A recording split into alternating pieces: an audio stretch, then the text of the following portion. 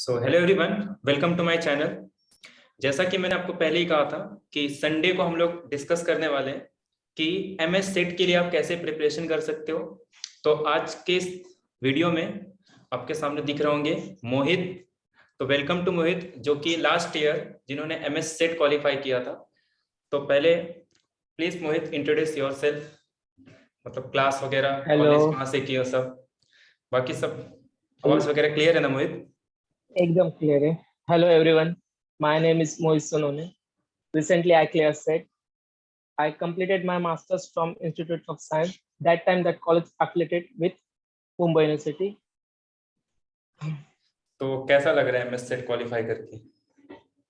मैं सेट मतलब सपना था नेट या सेट क्लियर करूं, जो पूरा हो गया। तो स्ट्रेटजी वगैरह कैसा था, मतलब सेल्फ स्टडी? पहले 2020 में मेरा सेट सिर्फ 2 मार्क्स से रह गया था, लेकिन उस टाइम स्ट्रैटेजी कुछ भी नहीं था। फिर 2021 में आप मिले, स्ट्रैटेजीज बनी, क्लासेस चालू हुए, लेक्चर्स हुए, टेस्ट हुए, फिर उसका स्ट्रेटेजी सेशंस बनाए, डिस्कशन किया कैसे सॉल्व करना है, कैसे पेपर 1 को सॉल्व करना है, कैसे पेपर 2 में कौन से क्वेश्चन स्किप करना है, कौन से क्वेश्चन पहले सॉल्व करने हैं, सब।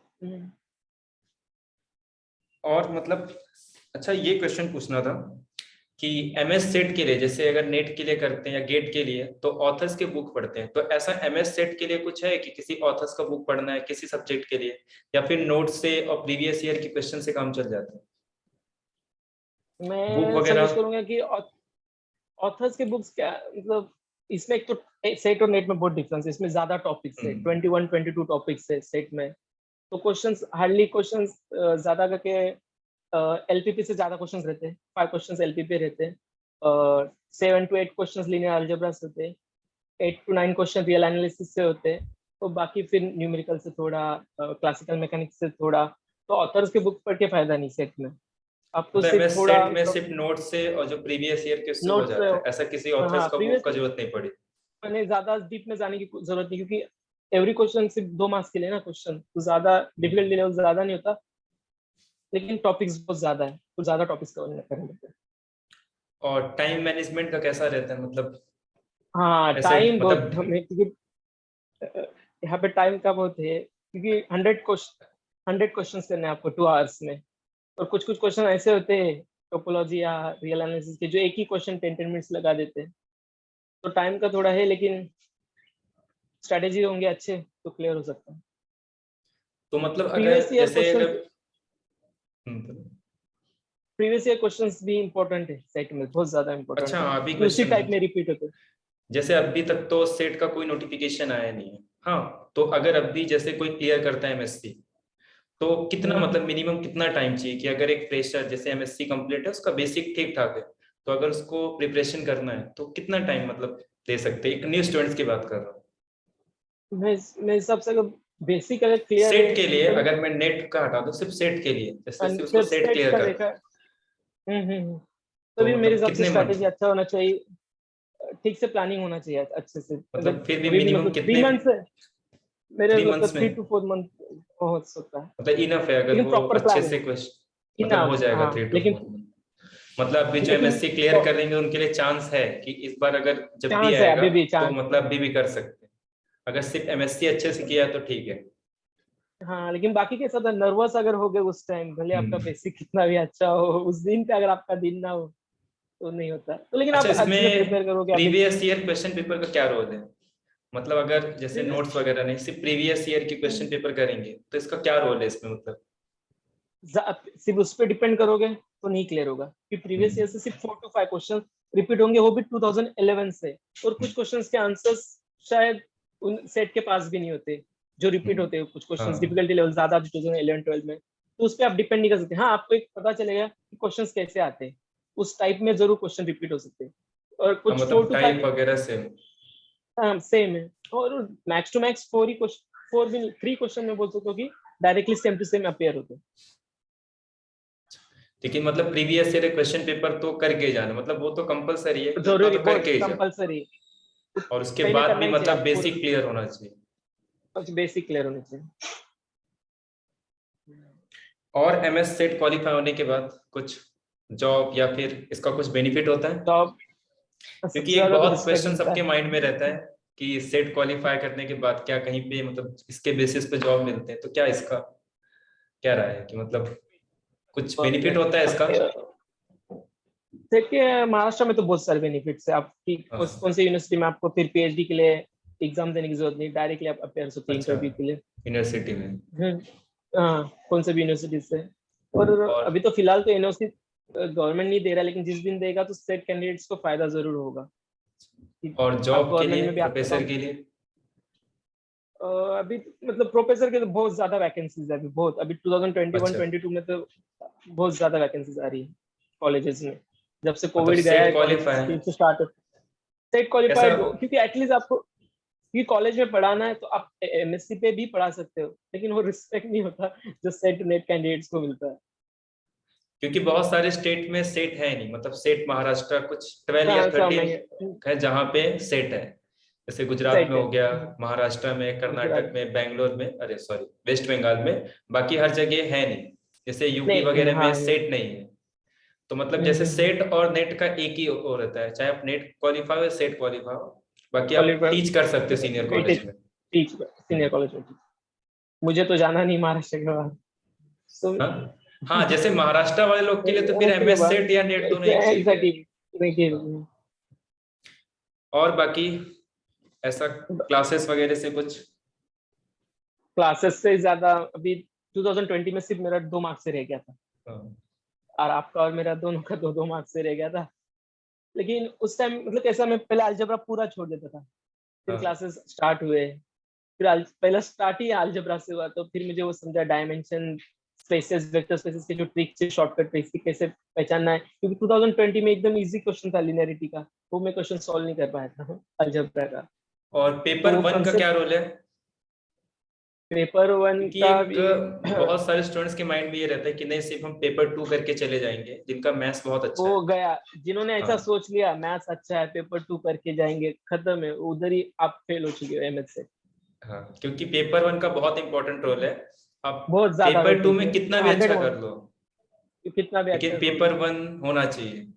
क्योंकि बनना पेपर 2 में चाहिए। एक तो टाइम का इश्यू आता है कि अगर कितना भी आता है तो मैक्सिमम, अच्छा, ठीक है। जैसे किसी स्टूडेंट को बहुत आ रहा है मतलब सब आता है, तो मैक्सिमम 2 आवर्स में कितना कर सकता है वो एक एवरेज स्टूडेंट? कितने क्वेश्चन अटेम्प्ट कर सकते हैं? एवरेज स्टूडेंट के लिए मैं बोलूंगा कि अगर 2 आवर्स से, तो एवरेज के लिए 50, वो ज्यादा बहुत ज्यादा स्कॉलर है तो 60-65, 60 उससे ज्यादा 65? मुझे नहीं तो इसका लगता है मतलब है कि मुझे। सिर्फ पेपर 2 के भरोसे जाएंगे तो फिर होगा नहीं। देंगे तो कुछ होगा नहीं, हाँ, पेपर 2 के लिए, पेपर 1 के लिए भी बहुत प्रिपरेशन है। हाँ, पेपर 1 वो मतलब। पेपर 1 में भी 10 टॉपिक्स है, सब 10 टॉपिक्स है, और उसमें से मैथ्स के 5 क्वेश्चन, लॉजिक के 5 क्वेश्चन, हाँ, टीचिंग 15 एप्टीट्यूड क्वेश्चन। 5 क्वेश्चन। कुछ कुछ क्वेश्चन इजी, लेकिन डिफिकल्टी लेवल सेट पेपर 1 में भी हाँ, अच्छे से मतलब पेपर 1 के लिए क्योंकि भी स्ट्रेटेजी बना के जाओ कि नहीं इतने क्वेश्चन मुझे जरूरी पेपर 1 में चाहिए। अच्छा, पेपर 1 में मिनिमम कितने मार्क्स आने चाहिए कि अगर उसका मेरे हिसाब पेपर से 2 तो अच्छा कितना?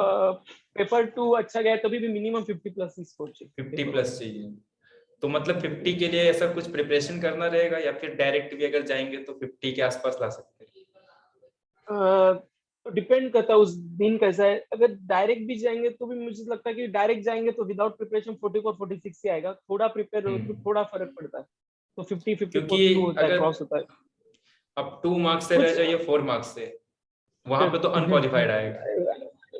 जैसे कि फर्स्ट टाइम हमारा फर्स्ट अटेम्प्ट में यही हुआ था कि 2-2 मार्क्स से रह गए थे, तो शायद ये हम लोग ने भी फेस किया है कि पेपर 1 मैंने अगर मैंने अच्छा तो नहीं है तो हाँ फर्स्ट पेपर अटेम्प्ट में अपना 50, पेपर 2 में तो 55 प्लस था, लेकिन पेपर 1 में कम था। तो नहीं पेपर 1 बहुत कम इंपॉर्टेंट होता है कि पेपर 1 पेपर, करके ही जाना अपने को। क्योंकि पेपर 1 के कुछ टॉपिक है जैसे आईसीटी, जो मतलब हम्म, जनरली लोगों को पता हाँ, नहीं था कि कौन से इंफॉर्मेशन क्वेश्चन कम्युनिकेशन। आएंगे। हाँ क्वेश्चन, और सेकंड यूनिवर्सिटीज की अभी इंफॉर्मेशन की कितने डीम यूनिवर्सिटीज है पूरे इंडिया में, कितने यूजीसी के यूनिवर्सिटीज है अप्रूवल वाले, तो सब पता होना चाहिए, वो रीड करके जाओ एक बार, मैं तो अच्छा, सजेशन कोई दूंगा। बुक वगैरह है इसके लिए? मैं खुद एक बुक दिखाना चाहूंगा, केवी माधवन का रुका तो मैं मतलब इस बुक से फायदा होता है यूजीसी। देख लो अगर ये, अच्छा ये यूजीसी का जनरल बुक ना, दिख नहीं रुको रहा है ठीक कैमरा से। क्लियर नहीं कर, एक मिनट में। हाँ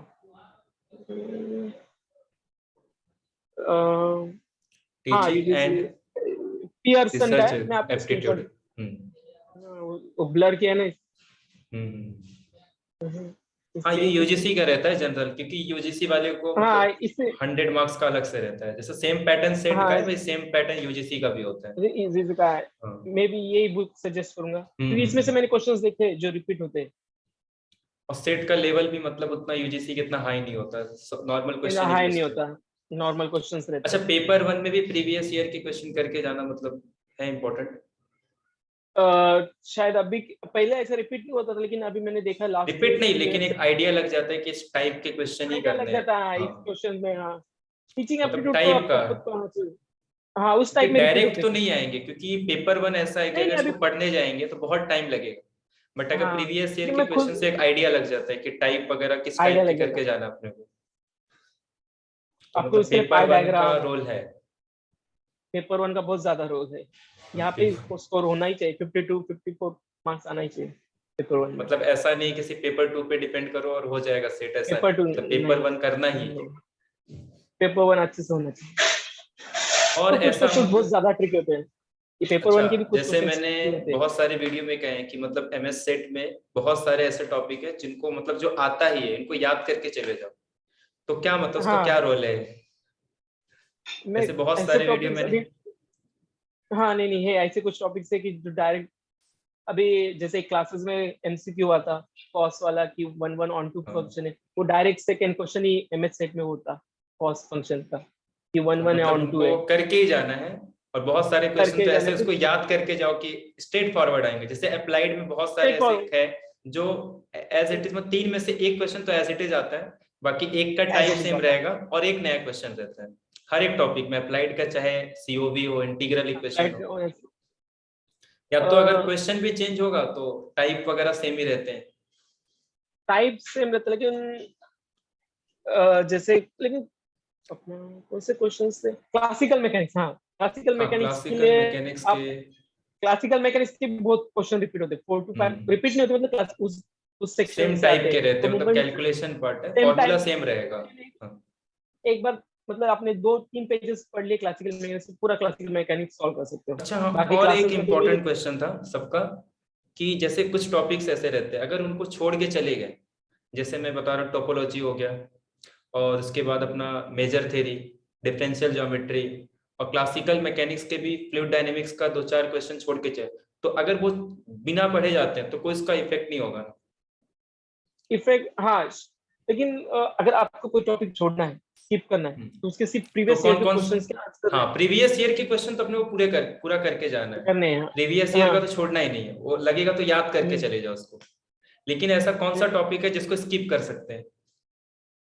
वो तो डिपेंड करेगा अभी इंडिविजुअल की कौन सा नहीं आ रहा है, हम्म। क्योंकि मैं जैसे मैंने फर्स्ट, लेकिन फर्स्ट टाइम मैंने जब अपेयर किया था नहीं, मैंने फिर भी अलजेब्रा ऐसे स्किप कर टॉपिक्स दिया था। रहते हैं ना जिसको स्किप कर सकते अबे हैं, जैसे मेजर थ्योरी, डिफरेंशियल ज्योमेट्री, ऐसा मेजर कौन थ्योरी कौन सा में टॉपिक?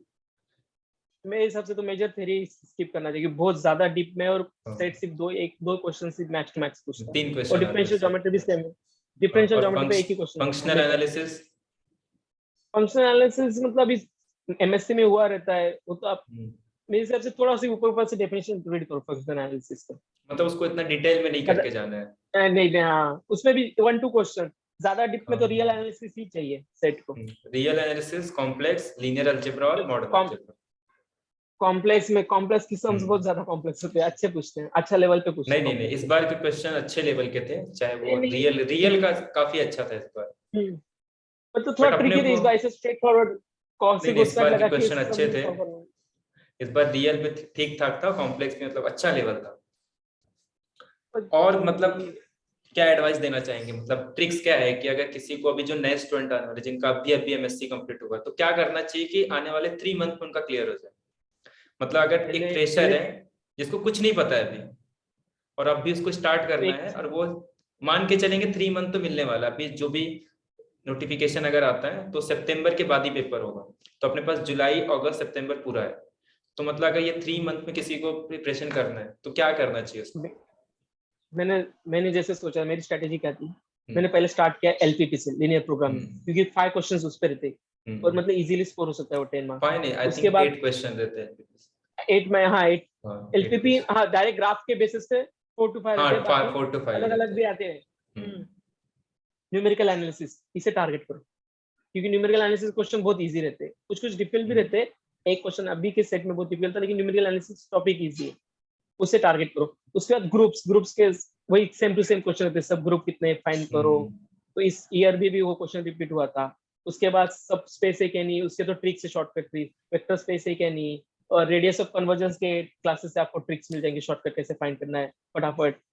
तो देखा जाए, पहले तो मैं बोलूंगा एलपीपी पढ़ो, फिर अलजेब्रा पढ़ो, फिर रियल एनालिसिस पढ़ो। उसके बाद थोड़ा क्लासिकल मैकेनिक्स के मेरे हिसाब से 2-3 पेज भी रीड कर लोगे तो 4 to 5 क्वेश्चंस राइट कर सकते हो क्लासिकल मैकेनिक्स के भी। ऐसा नहीं कि आपको टॉपिक नहीं आता तो नहीं कर पाओगे, क्लासिकल मैकेनिक्स भी टारगेट करना चाहिए वुमेन यूनिवर्सिटी के बच्चों को। बाकी और फिर थोड़ा मैं तो स्टार्ट एक बार कैसे, मतलब पहले डायरेक्ट स्टार्ट करना है, पहले क्वेश्चन पेपर ले देखो। अभी पहले क्वेश्चन 2022 में पेपर? आपको स्टार्ट करना है, तो 2019, 20, 21 के क्वेश्चन पेपर देखो, फिर ही स्टार्ट करो और अपने जब हिसाब से से पैटर्न स्ट्रेटेजीज चेंज हुआ बनाओ। है अपना? पैटर्न चेंज हुआ है 19 से। तब से कि मतलब कितने क्वेश्चन किस टॉपिक से आते हैं? अच्छा, मतलब जो अगर 50 प्रीवियस ईयर के सारे क्वेश्चन देख लेंगे तो जो जो टॉपिक से क्वेश्चन आए सिर्फ उतना ही करके जाना आते हैं है, वही। या फिर कुछ एक्स्ट्रा टॉपिक भी कर सकते हैं? नहीं नहीं, अभी डिफरेंशियल इक्वेशन के इतने टॉपिक्स है कि हर टाइम रिपीटेड क्वेश्चंस नहीं आ रहे, अलग अलग क्वेश्चंस आ रहे हैं, तो डिफरेंशियल इक्वेशन आपको अच्छे से आना ही चाहिए। अलग अलग डिफरेंशियल पैटर्न्स में equation. Question, complete integral solutions find करना है, पर्टिकुलर सॉल्यूशन फाइंड करना है, तो आपको जैसे आना ही चाहिए। रियल एनालिसिस में से बहुत सारे टॉपिक है, सीरीज से क्वेश्चन नहीं पूछते, तो सीरीज करके जाना चाहिए सीरीज में सीरीज क्योंकि का अब तक तो नहीं पूछा है। अभी सिर्फ तक तो एक नहीं बहुत पूछा है, पहले तो पूछा है एक दो बार एक क्वेश्चन, तो उसको जिस पूरा स्किप टॉपिक कर पे सकते हैं। क्वेश्चंस नहीं तो स्किप उसको कर मतलब सकते, नहीं, लेकिन थोड़ा तो भी हाँ एक बार, बेसिक लेकिन तो मैं पता होना चाहिए। 2% बेसिक पता होना चाहिए, बेसिक तो स्किप पता कर ही दो होना भले। चाहिए, क्योंकि अगर बेसिक बेसिक्स तो पूछेंगे तो फिर वो तो आना ही चाहिए। ठीक है, से स्किप कर सकते हैं, तो बहुत सारे टॉपिक है कि मतलब अगर नहीं भी करके जाएंगे तो चलेगा। ये तो भी हाँ, चल चल जाएंगे, ऐसे बहुत से टॉपिक है, रियल हाँ, एनालिसिस में भी बहुत से टॉपिक है जो स्किप कर सकते हैं। क्योंकि सेट का अगर सिलेबस देखेंगे तो बहुत वास्ट है, बहुत मतलब ज्यादा है, तो बहुत कम वास्ट है, टाइम में अपने को बहुत जितना वो टॉपिक करके जाओ जो पेपर में इंपॉर्टेंट है। अगर आता हाँ है डिटेल में कुछ। करना है तो नेट के लिए ठीक है, ठीक है, क्योंकि हाँ जो नेट के लिए कर रहा है वो तो वैसे भी पूरा सीक्वेंस एंड सीरीज को उसको डिटेल में करना है, पूरे बिना दिन सीक्वेंस करना एंड है। सीरीज के नेट नहीं निकलने वाला है। ऐसे ही यहाँ जो पे स्किप कर इम्पोर्टेंट सकते टॉपिक है, सीक्वेंस हाँ। सीरीज। लेकिन जिसको सिर्फ सेट करना है, जैसे बहुत सारे हैं जिनको नहीं नेट नहीं करना है, उनको सिर्फ सेट प्रोफेसर बनना है, तो चाहे नेट क्लियर करे या सेट, बात एक ही। तो ऐसे लोग ठीक है, बहुत सारे टॉपिक स्किप कर सकते हैं, तो ऐसा कौन कौन सा टॉपिक है जिसको स्किप कर सकते हैं? टॉपिक का रियल में क्या क्या स्किप कर सकते हैं? रियल में जैसे नहीं नहीं, मेजर थ्योरी की राय निक्लोडियन थ्योरम बीरम, मेजर थ्योरी तो पूरा स्किप कर डालो। रियल हाँ, एनालिसिस में भी जैसे हिल्बर्ट स्पेसेस, अभी तक तो क्वेश्चंस नहीं थे, हिल्बर्ट स्पेस हो गया। देखो वो सब तो फंक्शनल एनालिसिस में आता है, वो पूरा वो ऐसे भी छोड़ फंक्शनल सकते एनालिसिस हैं। में, फंक्शनल में भी हाँ स्पेसेस छोड़ दो।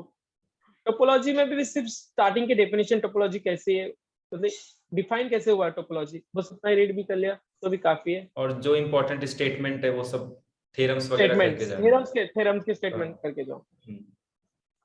कुछ कुछ क्वेश्चन ट्रिकी पे थ्योरम का स्टेटमेंट भले पता हो, घुमा के फिर पूछ लेते मतलब हैं, अगर वहां से लेकिन अगर 3 आंसर में से एक क्वेश्चन भी बन गया तो भी बोनस है वो। बोनस टोपोलॉजी है में, हाँ। फिर फंक्शनल में, मेजर थ्योरी में अच्छे फंक्शनल क्वेश्चन में आता है। मतलब मेजर थ्योरी के 3 क्वेश्चन होते हैं, उसमें से एक क्वेश्चन एब्सोल्यूट कॉन्टिन्यूअस का आता है, एब्सोल्युटली कॉन्टिन्यूअस का। आप तो वो उसका सब और रिलेशन है उसका बाउंडेड वेरिएशन से, तो खाली उनका बाउंडेड रिलेशन है। भी याद करके जाएंगे तब भी चलता है, वो एक क्वेश्चन बनने लगा है।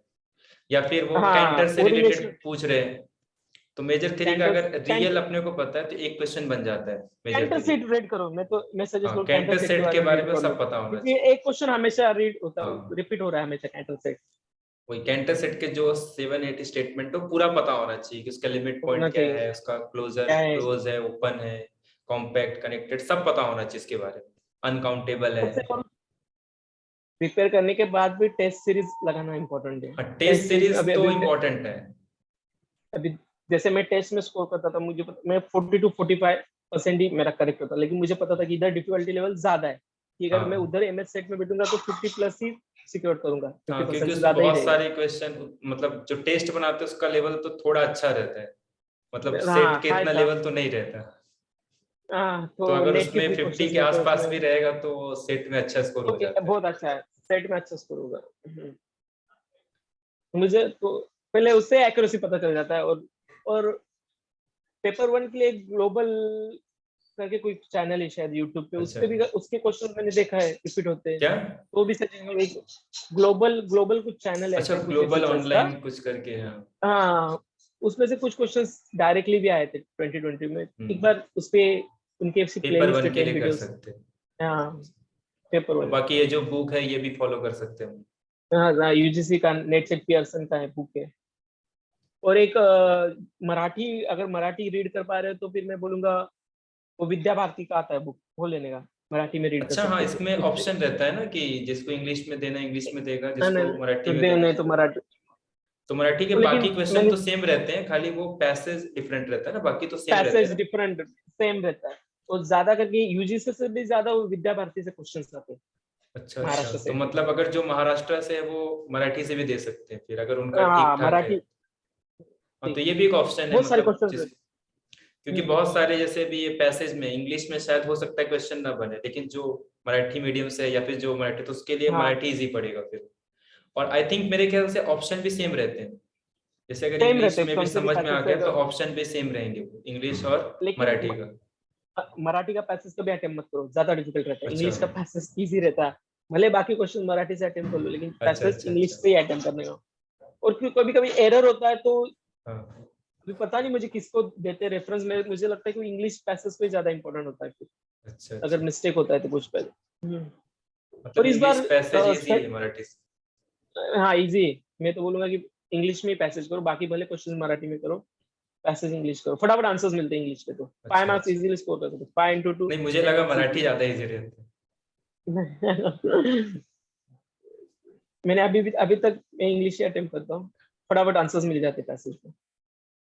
अच्छा, तो अभी क्या, एमएस सेट के बाद अभी क्या कर रहे हो? अभी मैं पनवेल कॉलेज में बीएससी को मैथ्स पढ़ा रहा हूँ। अच्छा हाँ, और टीवाई बीएससी के न्यूमेरिकल एनालिसिस। अच्छा, मतलब बीएससी को टीवाई वाले को, बाकी अपना बीएससी आईटी और वाले, बीएससी एफवाईएस आईटी, वाले। एफआईएस प्रोफेशनल कोर्सेज में। ठीक है फिर, चलो, नाइस टू मीट यू, बढ़िया लगा। ये फर्स्ट इंटरव्यू है। मेरे एक इंसिडेंट, मतलब अब पेपर मुझे मिला था। हाँ, तो मैंने ना वो टेर नहीं, मतलब आप जब तक बेल नहीं वैसे आपको उसको खोल नहीं सकते पेज। हाँ, हम्म, तो मैंने थोड़ा सा खोल के हाँ, क्वेश्चन वो देख लिया नीचे था, से।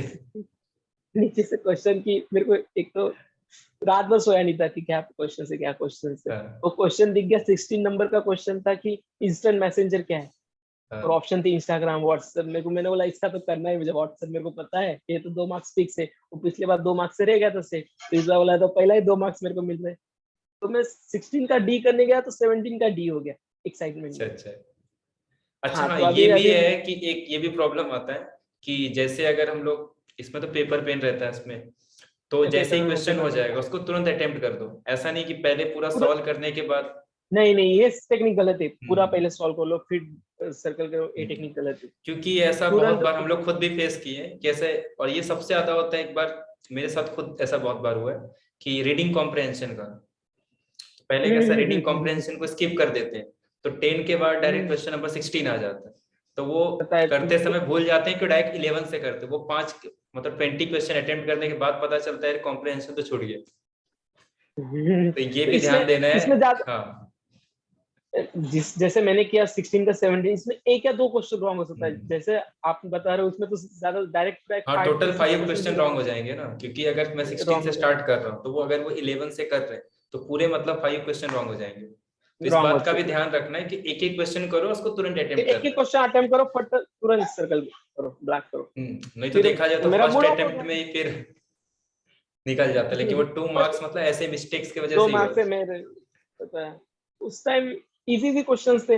मैंने सबसे, मेरा रिग्रेट रहा कि लिनियरिटी का क्वेश्चन था 2020 में, एकदम बेसिक क्वेश्चन, उसका कंसेप्ट भी नहीं पता, क्योंकि मैंने अलजेब्रा पूरा स्किप किया था और वो क्वेश्चन नहीं नहीं, कर पाया। फर्स्ट अटेम्प्ट में प्रॉब्लम यही आता है कि बहुत सारे ऐसे इजी कि कौन टॉपिक रहते हैं, लेकिन वो उसको करके नहीं जाते हैं। जैसे अगर किसी ने अभी रिसेंट एमएससी किया है, तो वो जैसे सीओबी उनको पता नहीं रहता, मैं मुंबई यूनिवर्सिटी की सीओवी। बात कर रहा हूँ, तो वो छोड़ के चले जाते हैं। इंटीग्रल इक्वेशन उनको पता नहीं रहता, छोड़ के चले जाते हैं। मैकेनिक्स कभी नहीं पढ़ा उन्होंने, तो उनको लगता है मैकेनिक्स के, ये और तो जबकि मैकेनिक्स के सिंपल फॉर्मूले पे आते हैं। न्यूमेरिकल मैकेनिक्स कितने एनालिसिस क्वेश्चन इजी रहता है, बहुत इजी। और मैकेनिक्स न्यूमेरिकल तो छोड़ो ही मत एनालिसिस भी, जिसको अगर ऑप्शनल में है तो अगर जिसने लिया है तो ठीक है, जिसने नहीं लिया तो वो छोड़ के चले जाता है। जबकि क्वेश्चन बहुत सिंपल आते हैं मेरा न्यूमेरिकल एनालिसिस के। कुछ तो डायरेक्ट ही आते हैं कि जैसे वो अगर x और f ऑफ x गिवन है तो डायरेक्ट चेक करके भी हम लोग बिना सॉल्व किए बता सकते हैं। तो ये सब प्रॉब्लम मैं तो होता है। और एक सजेशन दूंगा, कभी भी न्यूमेरिकल एनालिसिस मत लो एमएससी करते हो, इंटीग्रल ट्रांसफॉर्म लो, हाँ, क्योंकि इंटीग्रल ट्रांसफॉर्म में इंटीग्रल 5 to 6 ट्रांसफॉर्म का क्वेश्चन बहुत, न्यूमेरिकल बहुत क्वेश्चन रहते हैं, और न्यूमेरिकल एनालिसिस वैसे भी इजी रहते हैं, तो बीएससी में हुआ है हाँ तो वो तो ठीक है, वैसे भी नहीं तो भी करके वापस जाए। से रीड कर सकते हैं। लेकिन इंटीग्रल ट्रांसफॉर्म वापस करने में बहुत टाइम लगता है, हाँ, मैंने खुद किया है, मुझे 1 मंथ तो समझने में लग गया कैसे सीरीज होता है फॉर्म इंटीग्रल ट्रांसफॉर्म, तो छोड़ो मत उस और ये ऑप्शन में। इंपॉर्टेंट भी है, उसका यूज हम लोग इंटीग्रल इक्वेशन में भी करते हैं। इंटीग्रल इंटीग्रल इक्वेशन को इक्वेशन में सॉल्व भी करने के लिए कंटिन्यू लैप्लास अपने को यूज करते हैं उसको। लैपलास, और उसपे क्वेश्चन रहते हैं, फूरियर सीरीज पे क्वेश्चन हम्म। से हमेशा से 2 to 3 क्वेश्चन और रिपीट होते लैप्लास का यूज हैं। अगर आगे इंटीग्रेशन भी सॉल्व करना है डिफिकल्ट वाले, तो लैप्लास का बहुत इंपॉर्टेंट रोल है। तो एमएससी में अगर ऑप्शनल है तो मैं तो बोलता हूँ न्यूमेरिकल के बदले इंटीग्रल लैप्लास ट्रांसफॉर्म ले लो। लैपलास ट्रांसफॉर्म, हाँ, इंटीग्रल ट्रांसफॉर्म इंटीग्रल ट्रांसफॉर्म, उसमें सारे आ जाते हैं, आईटी लेना, लैप्लास ट्रांसफॉर्म, इंटीग्रल लैपलास। अपना, फूरियर ट्रांसफॉर्म, जेड ट्रांसफॉर्म। वही तो मिस्टेक हो गई मुझसे कि जेड मैंने ट्रांसफॉर्म तो न्यूमेरिकल लिया होता था। आता नहीं है, एक मिलियन ट्रांसफॉर्म रहता है, ये सब आते नहीं है, बट सब इंटीग्रल इंटीग्रल ट्रांसफॉर्म तो सब आ ट्रांसफॉर्म जाता है। बेसिक ही रहते हैं, बेसिक ही क्वेश्चंस रहते हैं, लेकिन ट्रिकी भी रहते कैलकुलेशन हैं। के लिए बहुत अच्छा रहता है, खासकर फूरियर ट्रांसफॉर्म। एमएस सेट में ऐसे मतलब बिना पेन उठाए ऐसे मतलब मैं समझता हूँ कि 10 to 20 क्वेश्चन ऐसे रहते हैं कि जो हम्म, डायरेक्ट रहते हैं, मतलब पेन जो उठाने की भी डायरेक्ट जरूरत नहीं रहते हैं। आपको, तो इसीलिए जब पेपर डायरेक्ट रहते आता है तो सबसे स्टार्टिंग में पहले वो क्वेश्चन करो जो अपने को पता था कि नहीं ये तो याद करके आए हैं, पहले इसको हैं। निकालो, वो बाद में नेक्स्ट क्वेश्चन पे जाओ। स्टार्टिंग के नेक्स्ट मतलब क्वेश्चन बोलता का हूँ 10 मिनट में पहले उसको ढूंढो जो बहुत सिंपल है, ढूंढो, और नहीं ऐसे नहीं मिल जाएंगे। पहले मिल जाते हैं, बहुत इजीली मिल जाते हैं हम्म, क्वेश्चंस की जो सब डायरेक्ट में मिल एनालिसिस होते हैं जाएंगे, वो डायरेक्ट difference रहेंगे। जैसे अगर लीनियर अलजेब्रा की बात करूँ तो अगर सब स्पेस, जैसे सब स्पेस वाला मैंने कहा था कि ये हमेशा सब स्पेस सिमेट्रिक वाला ही पूछता है, और इस बार भी वो हाँ सिमेट्रिक सिमेट्रिक वाला ही पूछा। सिमेट्रिक का भी कि डायमेंशन सिमेट्रिक का हाँ क्या है वो तो सबको याद रहता है, और इस बार भी वही पूछा था। कनेक्टेड का वाला वो कि 1 पॉइंट से कनेक्टेड, ज्यादा हाँ रहेगा तो डायरेक्ट अनकाउंटेबल हो जाता है। तो वो सब कैसे अनकाउंटेबल, पढ़ाते समय बोलते हैं बहुत इंपॉर्टेंट है, ये नेट में भी बहुत बार पूछा है। अच्छा सेट में नहीं पूछा था लेकिन नेट में बहुत बार क्वेश्चन पूछ चुका था नेट वो। बार पूछा था मैं। हाँ तो वही सेम एज इट इज यहाँ पे पूछ लिया। कॉम्प्लेक्स का कॉस साइन एक्स के बारे में सब पता होना चाहिए, 1 1 on 2। सही है। तो ये पहले सब कभी डायरेक्ट नहीं स्ट्रेट ऐसे फॉरवर्ड। इसी बार मैंने पढ़े थे स्टेटमेंट से, और इसी बार वो क्वेश्चन आया ऑन टू पे, हाँ नहीं तो पहले मैं कभी रीड भी नहीं नहीं इसके करता था पहले नहीं इसके आया है, फंक्शन का, नहीं था लेकिन इस पहले, बार नहीं कैसा हम पढ़े थे लोग क्वेश्चन, स्टार्टिंग किए थे तो वही पढ़े थे कि कौन सा 1 1 on वही 2 पढ़े रहता है, थे वो डायरेक्ट वही पूछा। On turn. वही नेट का ही उन्होंने इस बार क्वेश्चन उठाया है वैसे इस टाइप में। हाँ और रियल कॉम्प्लेक्स डायनोलाइजेबल में है नेट का कि, कुछ। और हाँ ये सब तो डायनोलाइजेबल है कि नहीं इम्पोर्टेंट रियल टॉपिक है। में, कॉम्प्लेक्स में, और इजी इजी टॉपिक्स है, आपको सिर्फ रूट निकालने, हम्म, आइगन वैल्यू फाइंड करना, देखना। और कभी सबसे ज्यादा ओरली ऐसा मत सोचो कि ओरली आपने कैलकुलेशन किया तो करेक्ट ही होगा, नहीं नहीं नहीं उसमें ज्यादा, क्योंकि क्योंकि मिस्टेक्स हर बहुत क्वेश्चन होते हैं इंपॉर्टेंट, 2 मार्क्स सेट में, एक बार मिस्टेक्स क्वेश्चन को थोड़ा इंपॉर्टेंस दो, नहीं तो इंपॉर्टेंस देना, मुझे बहुत। पता है ना। मैंने इस बार डायग्नोसिस मेरे को इतना अच्छे से आता था, लेकिन मैंने रॉन्ग कर दिया क्योंकि मैंने पेन नहीं एटलीस्ट उठाया उस एक बार क्वेश्चन ना के लिए। ऑप्शन को सबको देखो, क्वेश्चन को अगर अब एक बार टिक करने से पहले ना बाकी ऑप्शन को एक बार ध्यान से देखो। ये मत सोचो कि पहला ऑप्शन मिल गया है यही करेक्ट, नहीं, एक बार सीधी हाँ बात है कि सारे ऑप्शन एक बार रीड कर लो, उससे हाँ अच्छा एकदम। ऑप्शंस भी नीचे होते हैं अवेलेबल, क्योंकि जो रूट एक 2020 में क्वेश्चन था कॉम्प्लेक्स का, आर इक्वल्स टू ओमेगा, कुछ क्वेश्चन था ऊपर वाला भी करेक्ट था, लेकिन उसके नीचे वाला भी ऑप्शन और हाँ करेक्ट था। तो एक मेरा वो इसमें मैथ्स ऑर्डिनरी इससे बहुत, डिफरेंशियल इक्वेशन में भी था ना वो एलिप्टिकल वाला, अगर हाँ फर्स्ट हाँ ऑप्शन ठीक है, देखेंगे तो वो करेक्ट है, तो उसमें आइदर और वाला हाँ था और एक में दोनों का स्टेटमेंट दे दिया था। दो, तो वो दोनों टाइम पे वो स्टेटमेंट, तीनों राइट हो जाएगा, लेकिन वो एक में तो दोनों आ जा रहा था, तो वहां पे उसका यूज कर सकते थे। ठीक है वो फिर। एक उसको हाँ उस पे भी बहुत ज्यादा क्वेश्चन जो b² - 4ac पे चेक करना, इलिप्टिकल है, पैराबोलिक है, हाँ वो इक्वेशंस सब कैसा ordinary ordinary differential, differential equation में कुछ क्वेश्चन फिक्स है कि ये सब करके ही जाओ। और एलिप्टिकल वाला हाँ इलिप्टिकल, b² - 4ac वो करके जाना है। एक तो रॉन्स्कियन पे हर साल क्वेश्चन आते हैं, वो भी सेम टाइप के, वही 4 5 प्रॉपर्टी रॉन्स्किन उसी पे के बेसिस पे, मतलब फिक्स यही आएगा और वो हर बार आता है, मतलब एक लेकिन बार उसके बीच में छोड़े। कंसेप्ट, रॉन्स्किन के कंसेप्ट इतना इजी नहीं जितने लगते हैं, उसमें कभी कभी डिपेंडेंट भी इंडिपेंडेंट हो जाते हैं, अलग अलग कंसेप्ट है रॉन्स्किन के भी, सारे हाँ रीड तो करने थे वही मतलब रॉन्स्किन के। स्टेटमेंट अगर याद अच्छा करके गए तो ठीक है वो। कि इन जनरल कुछ और होता है, और अगर वो ऑर्डिनरी डिफरेंशियल इक्वेशन का सॉल्यूशन है तो फिर इफ एंड ओनली कंडीशन हो जाता है कि इंडिपेंडेंट है तो किसी भी पॉइंट पे नॉन जीरो रहेगा, अगर डिपेंडेंट है तो आइडेंटिकली जीरो होता है, लेकिन इन जनरल नहीं रहता। हाँ, इन जनरल नहीं होता।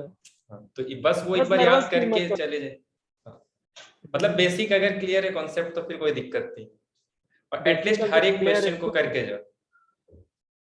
हाँ, पूरा एक बार क्वेश्चन पेपर देख लो, बेसिक अगर क्लियर है तो मुझे लगता है कि 3 मंथ में अभी भी सेट निकल जाएगा बच्चों का, जिसका बेसिक अच्छा है। बस खाली उसको हर एक टॉपिक को देखना है एक बार।